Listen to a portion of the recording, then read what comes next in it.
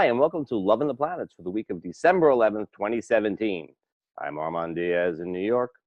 And I am Margaret Gray in Dublin, Ireland. And already, Armand, Mercury retrograde is playing tricks because my microphone just wouldn't work. So I'm back on earphones. So I do hope people can hear me. I will try and speak loudly. Thank you, Mercury in Sagittarius retrograde.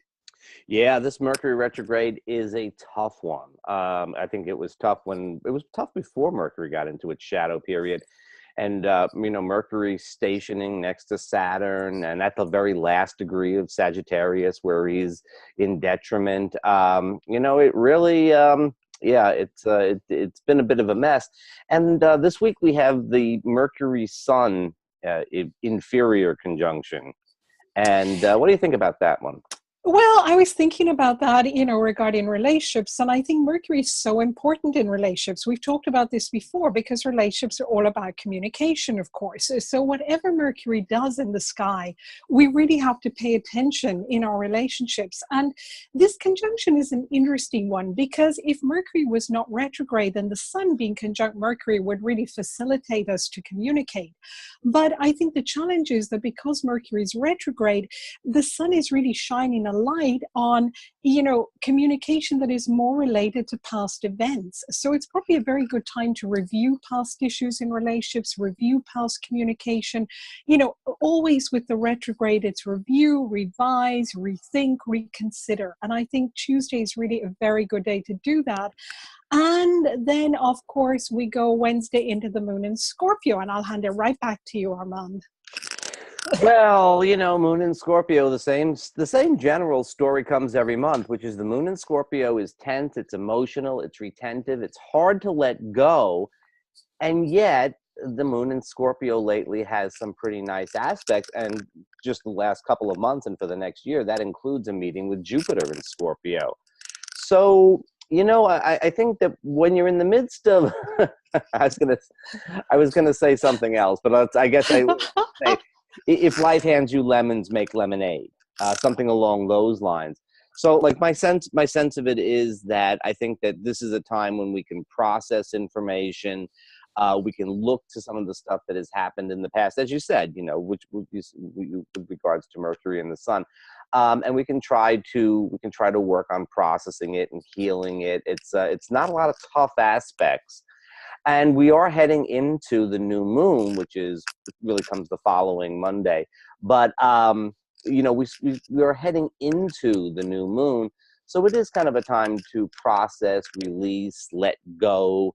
One thing that I'm thinking about this week, Margaret, is that we're getting pretty near to the holidays, or we're sort of in the midst of the holiday season, a lot of office parties, a lot of social gatherings and so on.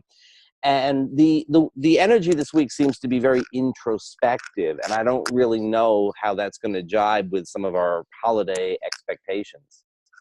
I so agree with you, Armand. I think that's something to keep in mind, particularly on Friday, because, as you say, holiday parties tend to be, of course, more towards the weekend. And Mercury retrograde is conjunct Venus in Sag. So on the one hand, again, it's like it would be ideal for having, some good communication with loved ones. Yet because of the retrograde, we need to be so careful. And also particularly because the Sun is square Chiron that same day. So really words could be incredibly healing, or they could be a little bit wounding. So I think really to be on the lookout how we communicate, and we may not really be in party form at the moment. So I think this holidays, with everything that's going on, I would just say to everyone, don't feel obliged to go to parties.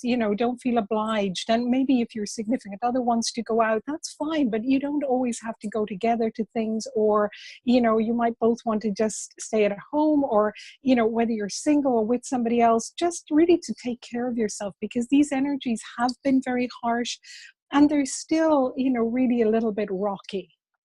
I do want to say that we are going to come out on the other side of the new moon. We're going to come out on the other side in the following week of the winter solstice. And there is going to be some popping energy as we get more towards the end of the year. So this week is liable to be a little bit more introspective. I don't think that energy is necessarily going to continue for a long period of time. I think that we're going to get a little bit of a turnaround on that. And maybe that's like sort of the takeaway message from this whole Mercury retrograde and this whole period, is that everything is in process. And we kind of sometimes want an outcome. We kind of want to know where things are. And this isn't really the time to get that. This is really, we're really at a different stage. Well, also not to forget before we go, the Sun trine Uranus on Saturday.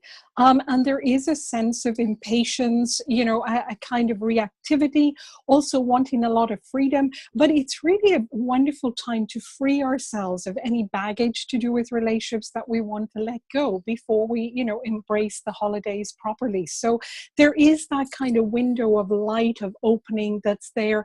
And then, of course, as you mentioned, then there's the new moon in Sag, which is a fiery, dynamic new moon on Monday. So yes, there is light at the end of the tunnel. So hang in there, everyone, and take care of each other, basically. See you next week, Armand. Bye-bye, Margaret. See you next week. Bye-bye.